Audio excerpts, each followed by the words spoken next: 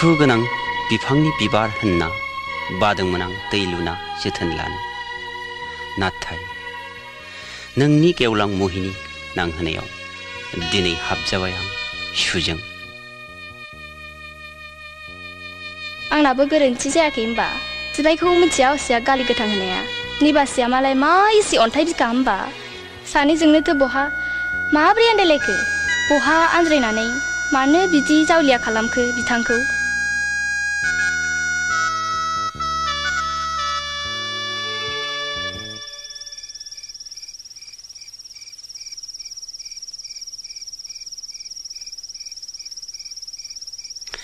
निबासि, आं मिथिगौ हाजारखि नों मेगननि गोजान जाया, नों आंखौ बावनो हानाय नङा।